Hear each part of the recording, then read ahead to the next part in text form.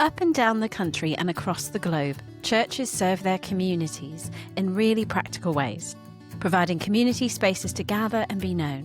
Whether it's coffee mornings, choirs, parent and toddler groups, debt counselling, lunches for the elderly, social supermarkets, bereavement support, soup kitchens, marriage courses, youth clubs, football clubs, after-school drop-ins, or AA and recovery groups.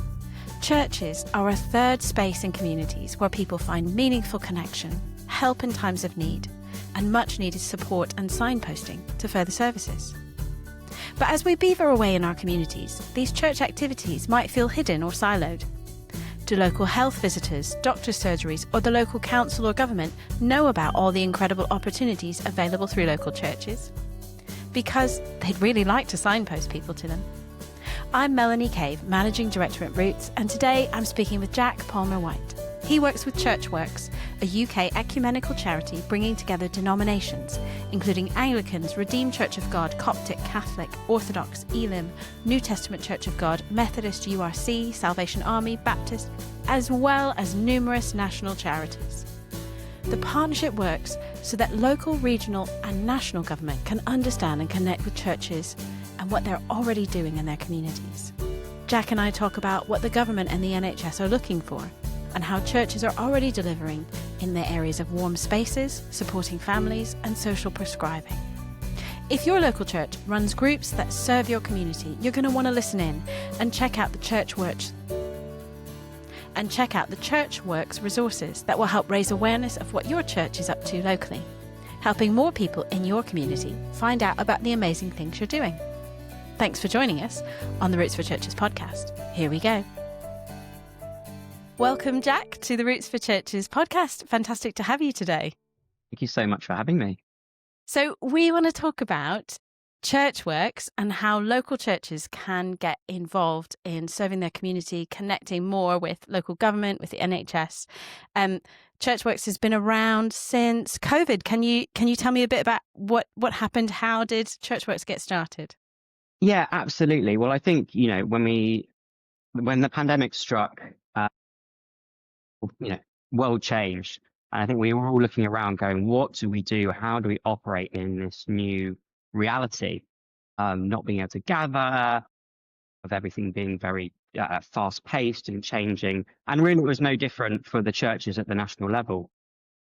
What I think was so important was that churches were first responders, weren't they? We were immediately stepping up in our local communities to support people who maybe were struggling to get food, who were feeling isolated and lonely, who needed that care and support that churches are so good at providing. And actually, a number of people, kind of senior church leaders and others in the Christian community realized that we needed to tell and celebrate that story, not just to give ourselves a pat on the back, but also actually to think about how could that work be better coordinated and joined up with what government was trying to do, what the NHS was trying to do. And that was really the genesis of ChurchWorks. It started off as an initiative called Your Neighbour, which was all about telling that story of the church's response to COVID, helping to bring churches together at the national level to have a conversation about how they wanted to work and engage, and then also bringing government into that conversation, saying, here is what the churches are doing to step up and respond. How can we work with you? And we saw that develop in really practical ways, like churches becoming place vaccination centres, church and government working together to build trust and dialogue so that, for example, people in communities who maybe had more concerns or questions around vaccine take-up, that they could work with local church leaders to have those conversations and build that trust and ultimately increase the number of people taking up the vaccine. So there was a really positive story, I think, that emerged out of COVID around church and government partnership. And when Colin Bloom produced his report on the relationship between the church and faith communities and government around that sort of coming out of COVID time, he really said, let's not let this be the high watermark of partnership. And that was what ChurchWorks sought to do, was to not just say, well, that was really good that we could work together for a little while. Now let's go back into our bubbles and our silos.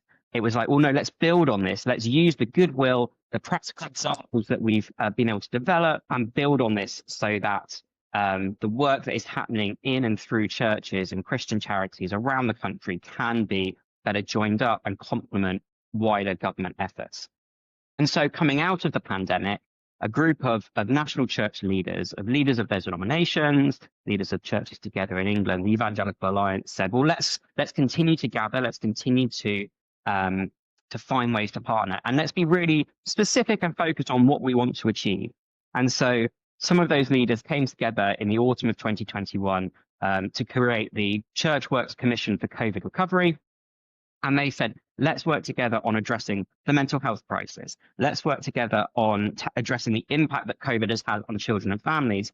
And quite quickly after that, let's work together on addressing the cost of living and cost of energy crisis. One of my wonderful commissioners, actually our vice chair, Jude Levermore from the Methodist Church, says that her favourite part about ChurchWorks is the name, ChurchWorks. And that is what this work became about, finding practical ways that churches could work together amongst themselves and with government to address these issues. And that's really, since then, since 2021, what we've been seeking to do. Where are those opportunities that we can collaborate, where the church can bring its wisdom, where government can bring the mechanisms and machinery of government behind things to work for common cause. Nearly 5 years on, that's where we've got to, and there's some really exciting stuff that has happened since. Wow, what a cool story. I mean, good things did come out of COVID, I guess. And tell me a bit more about you and your role with that. How long have you been working with ChurchWorks? So I came on board with ChurchWorks just over 3 years ago. The commissioners realized or decided that they wanted to invest in this as an ecumenical initiative. And we started to build a small secretariat that could support this work, that could help move things forward between the meetings of very busy senior church leaders. And I was delighted to come on board as the director of the ChurchWorks Commission Secretariat, helping to translate that vision that commissioners set into a program of work that we could say, here's the change that we've made really practically together. It's a great privilege to be part of this. We've got a wonderful team of people doing different elements of the work, whether that's the kind of telling the story, the comms side of it, research, helping pull off great events, bring people together around different issues, and then also making the case to government that these partnerships are really worth investing in. So I understand that churches have all over the country do work in partnership with local government. It might be a Churches Together group that have connected with their local council. They might be connected to their NHS. So it sounds like what you're talking about is quite on the national level. But is this on a regional level, local level? Help me understand how all of that sort of trickles down and feeds back up. Yeah, absolutely. I mean, ChurchWorks has developed kind of on the basis that a lot of this work is already happening at the local level. ChurchWorks is not about getting churches to start loads of new initiatives that are kind of top down and you must do this or you must do it this way. It's about taking the amazing missional work that's already happening in local congregations, whether that is individual congregations or together, like you say, through a CTE group or a church unity movement across the town, and saying, this work is so important. Have you thought about how it can be more joined up with the local authority, with the NHS, so that they understand what you're doing, that it can complement those broader efforts? So sometimes people go, actually, you know what? I've just seen that there's an amazing thing going on in another church that ChurchWorks has promoted or highlighted. We want to do something like that. But more often than not, it is about almost translating what the church is already doing in a way that can complement those broader policy efforts, which do sometimes shift and change. If we have a change of government, an election, but broadly, the church keeps being church and keeps doing what it's doing. And so I suppose we see our role at ChurchWorks of trying to help local churches navigate that, understand how to engage with local officials, with civil servants, with an NHS chief executive, to be able to explain what you do, how it relates to their priorities, help build those relationships and make that work sustainable. So we often talk about what we are here to do is help to scale and replicate what's already going on across the church in a way that it actually almost becomes entirely unnewsworthy that a church is part of these collaborations and working. It just becomes a normal part of the church's civic engagement. And I think that is sometimes it's a translating thing, it's a language thing of like the church is doing a food bank. They are creating a warm space for people to come and hang out. Maybe they're running an after school club, maybe they're doing make lunch, maybe they're running a lunch for old people who can come in and be in the church. And those actually tick a lot of boxes for the council or for the NHS. But do they know? And can the council or the NHS keep track of what's going on across 50, 100 churches in a locality? It's too complicated for them. And so they're like, we would like one person or maybe two that we're talking with that tells us what the churches are up to. And if you're in the council, they may not understand all the different labels on churches, all the different. So it's that translation work of talking to councils, talking to the government and saying, this is what the church is doing. And here's how it connects with your goals and your targets. So you named a few big areas that ChurchWorks is behind: mental health and social well-being. You talked about, now let me remind me of them again. Children and families and Yes. adults in our time. Gosh, just small topics here. Small topics, yeah. Easy to fix. So can you tell me a little bit about some of the research or the stuff that has come through around, particularly, I think people might have heard of warm welcome, the idea of warm spaces, and particularly it came out a couple of years ago when fuel prices were skyrocketing, and they're not getting that much cheaper. But that idea of churches welcoming people in, I feel like that's really caught hold. But how do we then communicate that into local government or at a regional or national level? Yeah, I mean, you're absolutely right. The Warm Welcome campaign is an incredible cross-sector initiative now that began actually at a ChurchWorks Commission meeting. Our ChurchWorks commissioners, our national church leaders, gathering with some of the big anti-poverty charities and speaking with Gordon Brown, former Prime Minister Gordon Brown, about the emerging cost of living crisis and the fear that we heard of people having to sort of huddle in these, sort of waiting room style spaces to stay warm, people being, terrified about whether they could heat their homes or feed their families. And that kind of collective conversation kind of ended up saying, well, what is it that churches can do? And what do we have? We have buildings, all of them warm.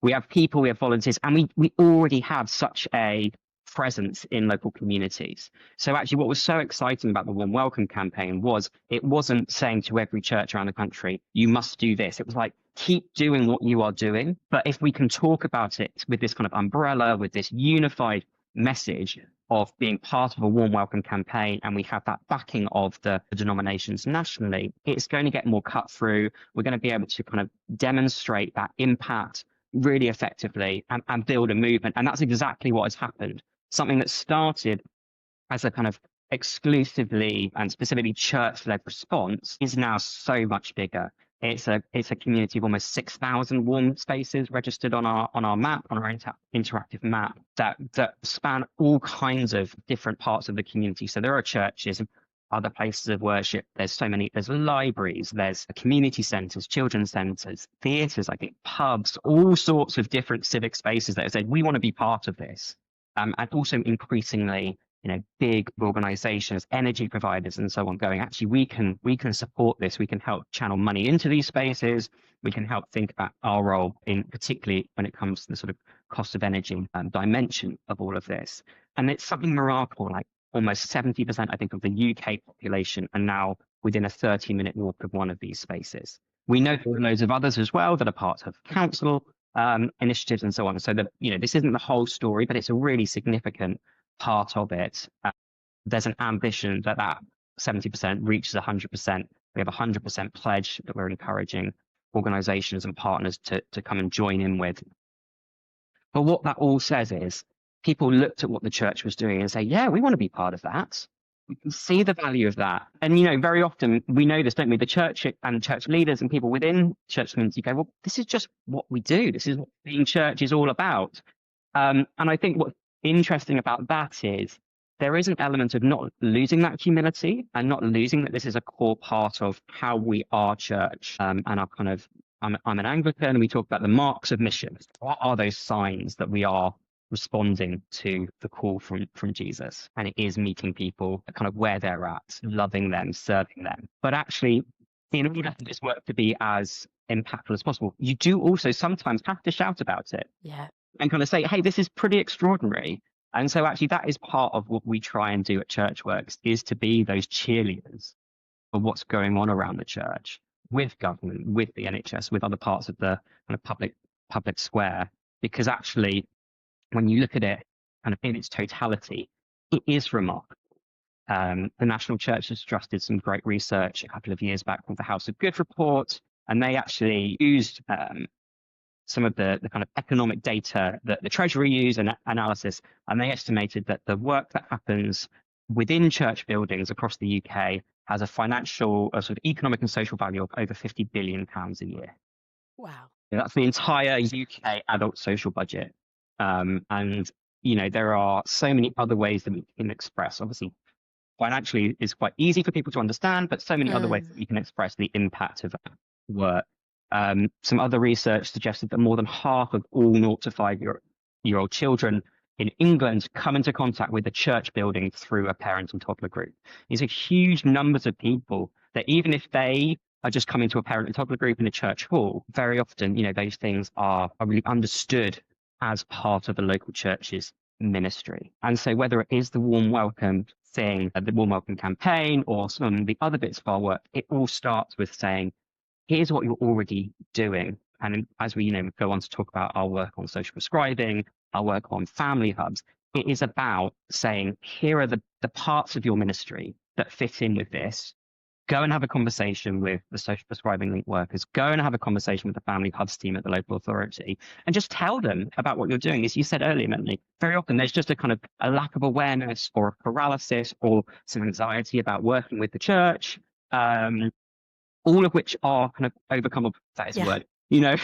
They are not barriers to partnership, kind of forever. And that, again, is where we try and come in and equip churches to do that, and also then equip NHS and equip local authorities to become more faith-friendly and faith-confident in going out there. Because ultimately, these are huge challenges. And, you know, I think no one thinks that government alone can solve things. I don't think anyone thinks the church alone can solve these issues. There might be someone who may return at some point who will solve all of these things and wipe away tears, and there will be no more crying and no more pain. But until that point, you know, we think it's probably a good idea to try and maximize the potential for partnership and transformative work together on these issues. So let's come on to what you're talking about with families and maybe social prescribing. There's quite a bit of crossover. So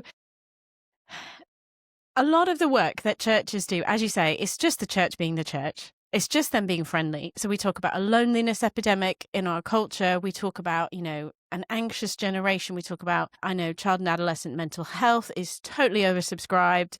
If you're trying to get a GP appointment, it's very long waiting. And I read in some of the research that you sent, like 1 in 5 GP appointments is not actually about a medical issue. Mm-hmm. It's about debt, it's about social problems, it's about loneliness, depression. I mean, that is mental health stuff is medical, but a lot of it can be resolved through community. And our society is just getting more and more isolated. And the church is a place where people can find healthy connection. And, you know, I just know people with dementia, people struggling with mental health, the more contact they have with other people, often the better they do. So how can we connect up these people who so desperately need community connection, people who will care? And so they're going to their GP, or they're turning up at, I don't know, Citizens Advice and saying, I really just want to connect. I'm lonely. They might present with other things, but for these organizations to know and trust the local church and say, hey, pop along to this thing. You can get a warm meal and you can chat to people, have a drink. That's called social prescribing. I'm sure I'm sort of underselling what it is, but can you help us understand this space of the church to fulfill that? And some church leaders might be going, oh my goodness, don't give me more really high need people. I'm already drowning a bit. But how do we connect and get people to connect with the church who's doing the thing that they really, really need?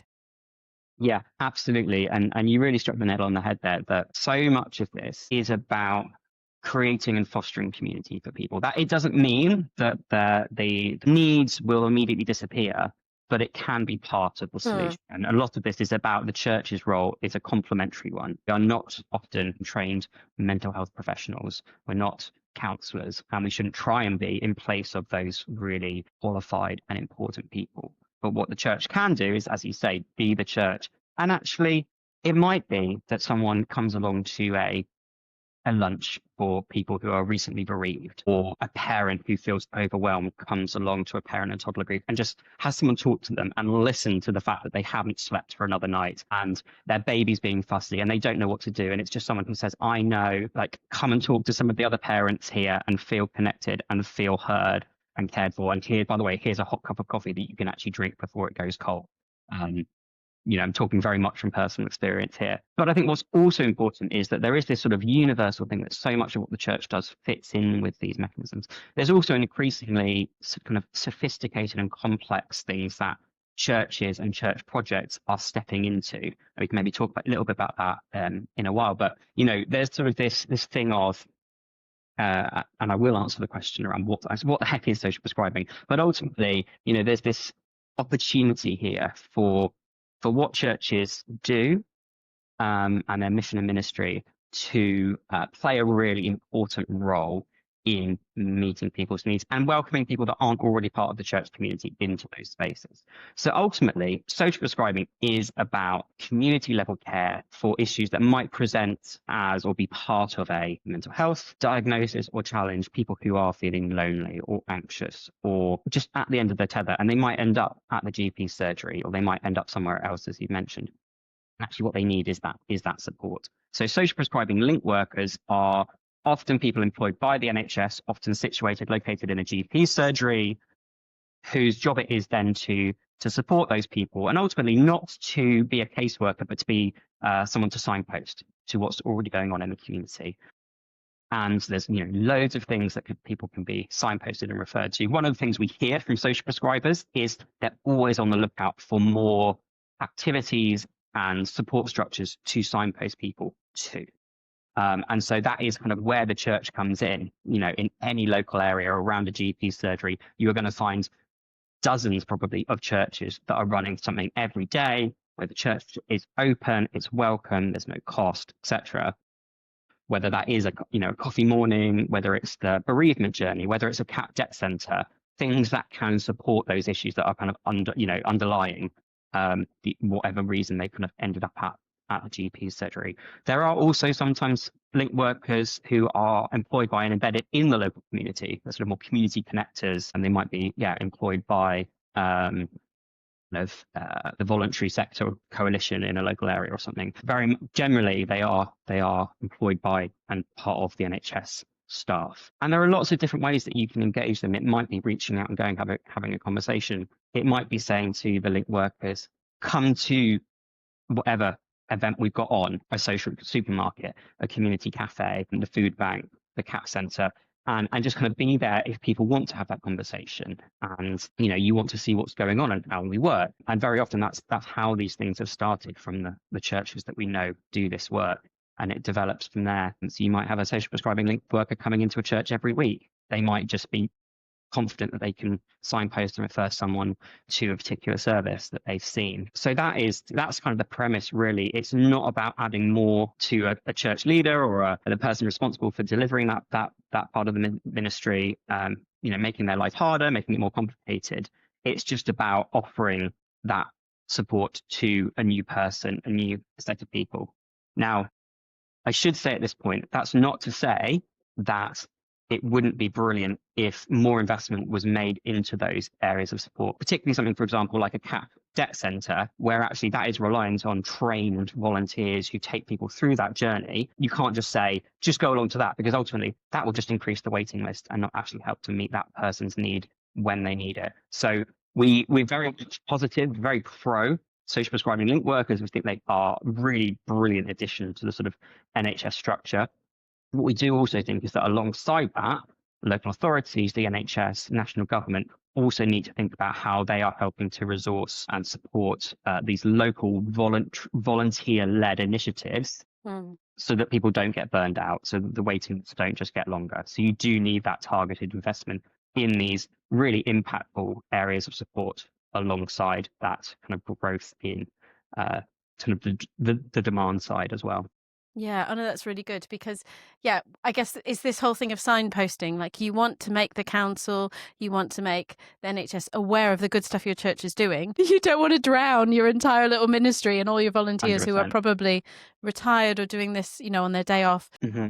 It could be exhausting. So it is that sort of balance. And that's why there's lots of churches, and that's why it's doing it in partnership so that we Mm-hmm. can have lots of volunteers. But yes, as you say, partnership is really, really key rather than just them offloading the whole duty of care onto the church. Now, if a church is thriving and is up for more referrals, and I think with those things, you can say to them, look, we have space for this many people. Mm-hmm. If you refer 40, we can only take 20. So you can feed that back into, and so it's all relational, isn't it? Making friends with these people, and so that trust is built up. Can you tell me more about what's going on with families and how you're supporting that? Yeah, absolutely. I mean, in many ways, it's quite a similar principle to social prescribing.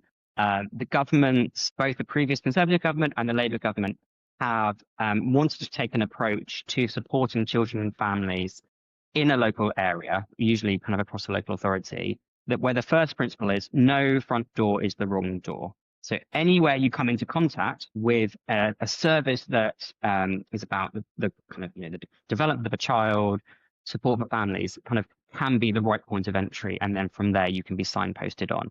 And family hubs really are trying to, I suppose, make it as simple as possible for that to be just one door, and not, if someone comes in a different way, that's fine, but ultimately a very clear front door for here is the place, either physical or digital, where if you have any need through the life cycle of your children's support, that's the place to come to. In some ways, it is looking back to the kind of the Sure Start model.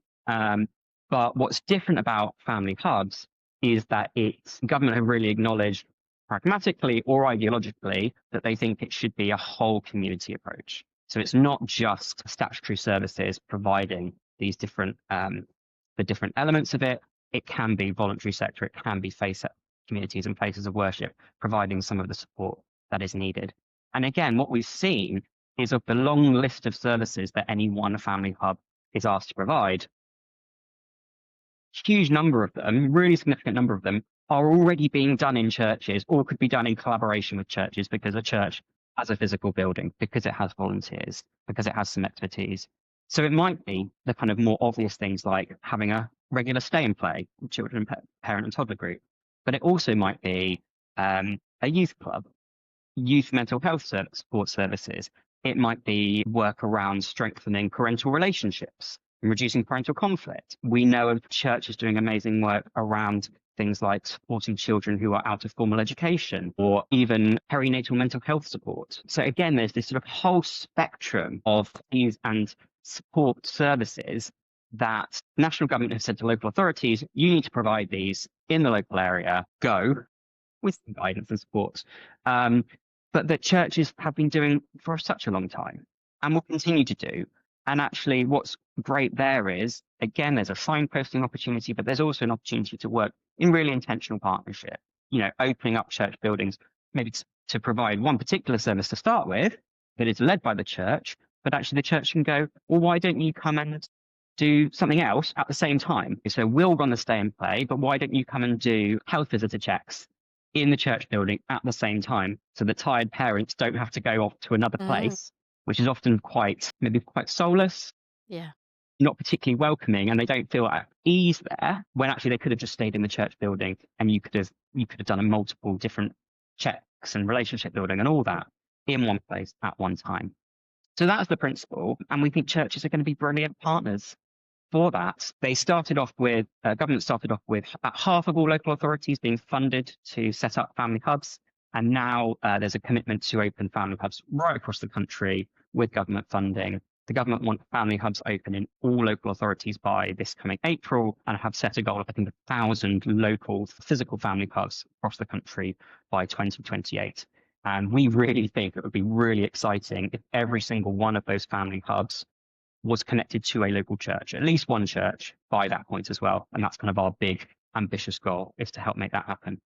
So is the family hub more of a concept than a physical building location, or is it both? Like, if in my town, could the family hub potentially move venue or meet in different places? Is this an opportunity for churches to, I don't know, charge the government some rent to use their building? Is there some funding in this, or is this a totally voluntary connections? Where does this land? Yeah, it's a really good question. So there has to be a physical family hub for a locality. It's ultimately up to the local authority to decide where those should be, dependent on geography, on population, and also some family hubs will kind of be prioritizing certain issues or topics over and above others. The government now have said that they really want family hubs to prioritize school readiness. And that's a big, big part of this. So a lot of family hubs are now thinking about how do they deliver those particular services as their priority. So they do have to be physically located. They also want there to be some kind of digital offering as well. And then, yeah, as I say, it's kind of up to the local authority. So in the town that I live in Wiltshire, the family hub for this area is located in County Hall. And it's a very lovely space, but it's in, the main kind of local government building, which, however nice the venue is, that can be challenging for someone who has engaged with government before, whatever that might be. They might feel uncomfortable walking into that space and being immediately ready to trust, paid government employees, civil servants, with having their best interests at heart. And so again, I think that's a really important role for both church people and church places in this, to potentially be those places of welcome, of trust, even if people haven't stepped across the threshold of a church before or in a long time. Thankfully, a lot of people still are comfortable coming into those spaces. And I think that's part of what churches can offer in this. We've been doing some work, kind of complementary work to what we do here in ChurchWorks, on another project supporting a local authority to really get to know the faith population in the areas, in the communities around their physical family hubs, helping them to build those relationships, explain what the family hub is all about, what they want to achieve, and what the role they see, what role local faith communities and places of worship can play in that. And that's been really encouraging to kind of see that work happening in real time. Trying to do that at scale across all local authorities and all family hubs is a big challenge. And so we're really pleased that, there are key national partners who are helping to do that work. So whether that's the Department for Education, the National Centre for Family Hubs, which is run by the local government association, brilliant partner organisations like Spurgeon's, who themselves are commissioned by government to run some of the family hubs nationally. There is a really good collection of people who are keen to find ways to build relationships with churches so that this work can be done just far more easily, and we can kind of overcome some of the barriers to partnership that exist. You mentioned money. It's a really good question. We have sort of talked about this at three levels. So at the simplest level, we think it should be perfectly possible for any local authority and any family hub team to refer people to services that already happen in a church, the stay and play, etc., the things we've talked about already. That should just be part of the offer for any local authority that says we need to engage the wider civic community in this way. The second is co-location. So as we said, church might be running something that complements the family hub, and actually you invite a different organisation or statutory service to deliver something in a complementary way. And then the third thing is commissioning, and actually using the family hub's budget in the local authority to pay for the church to deliver a particular service and kind of delegate that to them to do. And there are some examples of that. We think it's perfectly possible to grow the number of examples we have, because there are so many churches and church-related projects that are doing really impactful work that could very well be commissioned. There are pretty high bar to that, particularly around school readiness issues, and there are sort of standards of evidence that realistically some local churches would simply not be able to demonstrate, even if there is great impact. So there is a mixed economy really of what it is possible realistically for churches to deliver and what might not be possible. But what we think around that is that's why it's so important to build those relationships with the people within local authorities who are responsible for commissioning and delivering services, to explain what you're doing, to try and demonstrate impact, and to kind of work with them, maybe to go on a journey to make that possible, even if it isn't immediately possible. And so often we just don't know who those people are.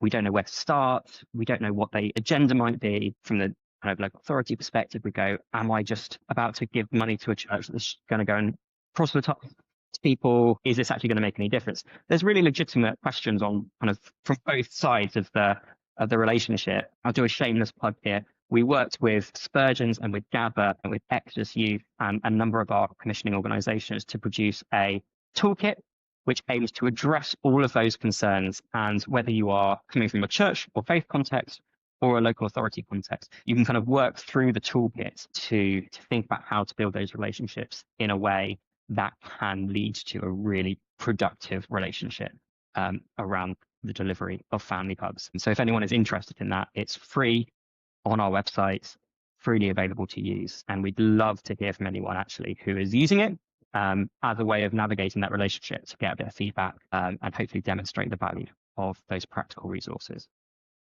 So as ChurchWorks, you're very committed to equipping the church and sort of keeping those relationships fresh, particularly from national government to the denominations, but also to sort of disseminate that information and that good practice. So you run something called a summit. Do you want to tell us about that? Yes, absolutely. So we think it's really important to gather in person. You know, we're all now part of a world where we do things online. We do run a lot of online webinars and events that help to kind of equip people in this way. But we also think it's really important for people to gather together to have those conversations in person. And so in February, Friday, the 27th of February, 2026, we're inviting hundreds of people to come together and kind of look at where we've got to with this work, celebrate what's been achieved, identify where we need to build more relationships and what work still needs to happen, and then to kind of try and chart the next steps and the journey forward. So that really is somewhere where we think local church leaders who are active in one of these areas could really benefit from coming and joining that conversation, to share from their experiences, kind of hear what's going on at the national level from senior politicians, senior church leaders, Christian charities, and others operating in those areas, to build connections, to be inspired and feel equipped.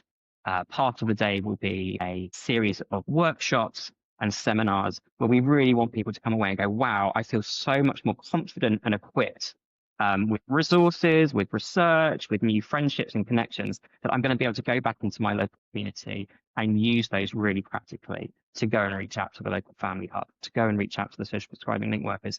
And you never know, they might be in the room as well. And that's what we're really hoping, that it will be a chance for people to meet and build those connections that are going to help just make it so much more normal, as I said at the start, for churches to work in partnership with civic services, with statutory services, to support those in their local communities. So we're really welcoming everyone. It's going to be in central London, as I say, Friday the 27th of February. Tickets are a very reasonable price. I think by the time this conversation happens, they will be our sort of standard £40 cost for the day ticket. That includes your food. That includes probably some amazing conversation and some really interesting thought leadership from those who are going to be speaking. So yeah, it would be great to have people come along to that event, and to keep an eye out for any other events that we are running. We really do run a really regular series of gatherings and events to support people in the long term in these areas of work. Wow, sounds so good, because I just think there's so many people beavering away in their local areas, serving their socks off, the church really loving and serving their community. And so to get to zoom out and to get that big picture, to learn from other people, that's so encouraging. But also to hear from senior politicians, people in the NHS who are saying this is really helping, or here's the needs that we foresee coming, and here's how you can adapt and change. I think that'll be so helpful and envisioning. And I really appreciate the research that you guys are commissioning. Like I was reading through the report you sent around, the Theos report, about how important it is for some people to be in a heritage building. And it hadn't occurred to me that, like, you know, doing a warm space, inviting people for a coffee morning in a heritage building, that would really help people feel connected to their community. It's not just a cafe. It's not just a a place at the end of the road. It's like, this building has heritage, this building has a faith tradition, and I feel connected to my community and these people, and that did something significant spiritually. So I think the church can sometimes be like, well, we're just serving, we're doing what God commanded, and that's good, but there is a uniqueness of the presence of God that as the church offers these things, it's an added extra, it's a plus. There's more that happens when the church does it. And we know that by the Holy Spirit. We know that Jesus is present in our service, and he's with us when we attend to the weak and the needy. The littlest of these, we're doing it as unto Jesus. So on one level we know it, but it's really nice to have the research where people go, I felt different being in a church building doing this. I felt connected, and you're like, there's proof that the scriptures are true, that people are experiencing this. So yeah, I just want to encourage those who are listening, whatever the service of your church looks like in the community, to get connected, to get encouraged. We talked about this a little bit. It's predominantly those who are in England or connecting through national government in Westminster. If people are abroad, say they're in New Zealand, America, the Scottish, the Welsh, the Irish, how can they use these principles, Jack? How can they take what you've learned? What would you want to pass on and say, here's what you could use in your locations? Yeah, I mean, I think especially in the wider UK context, as you know, many of our denominations do cover Great Britain or UK. And so a lot of these principles are sort of can be applied across the UK, working more closely with the NHS in Wales or Scotland or Northern Ireland, or with local authorities. A lot of the principles are the same, that we think that there is amazing work going on through local churches. And by building those relationships with those within local authorities, within government, there's the potential to have greater impact, to reach more people, and ultimately have a better chance of transforming our communities for the better. Globally, similar principles. Social prescribing has really picked up as an international initiative. And there are places right across the world, and in Canada, for example, other parts of Europe, where the social prescribing model is being used really, really strongly and leaned into. So I think there is an emerging global movement there of recognizing actually that churches, faith communities, broader civil society has a really important role to play in supporting people in communities who have ended up in the health system, but actually what they need is, first and foremost, is that love and care from their local communities. So I think, I don't think there's ever a bad time to go and try and build those relationships. We do have quite a unique context here, particularly in England with an established church and just the nature and history of the relationship between church and state. But I don't think that limits anyone else across the wider UK or internationally to go and meet with their local representative, their local government, and just explain what they're doing, the motivation for it, what change they've seen, what impact they've seen, and to say, would you be interested in trying to find a way to work together? It's really good. So yes, we'll put links to all of these things in the show notes so you can check out ChurchWorks, you can check out all of these bits of research that are available, and you can head along to the summit in February or And Melanie, of course, you are very much invited yourself as well. Look forward to seeing you there. Thank you. And can you pray for these churches to close, Jack? Would you pray for these who are serving their community and for their impact and for sustainability and their ministries? Yeah, of course. Let's pray. Lord God, thank you that you call us to be your church, to be your hands and feet in the world. Thank you that you call us to care for the last, the least, and the lost, and for everyone near and far who we are called to be neighbour to. Thank you for the dedication of churches, of volunteers, of staff across the country who give of themselves, often so sacrificially, for others who need them and who need to hear about the love that you have for them. I pray in this particularly busy season and beyond that you would sustain them and guide them. Give them confidence to know that what they do matters, that you see it, that you love them for it, and that they can be a blessing to others because you have blessed us. So Lord God, thank you so much for all of these people, and give them the strength that they need today and onwards to do whatever it is that you've put in their hands to achieve. In your name we pray. Amen. Amen. Thank you so much, Jack. Thanks for your enthusiasm, your wisdom on this. Really appreciate you. It's been my absolute pleasure. Thank you so much for having me. Check the show notes for links to ChurchWorks, Warm Welcome, and details of the ChurchWorks Summit. Roots exists to help you lead great church. Church that's growing, relevant, engaging, authentic, and together. If you're a church leader or children's volunteer, you should know that each week we offer you fresh resources written by practitioners and theologians. Each session includes engaging ways to bring the scripture to light. Head to rootsforchurches.com to take a free trial and explore our wealth of resource, available for a very affordable annual subscription. You can explore a digital subscription or add on our stunning full-colour magazines that help you prepare and share offline. If you enjoyed this podcast, please subscribe and share with leaders in your church and network. And leave us a review as that helps others find it. Together, we can grow.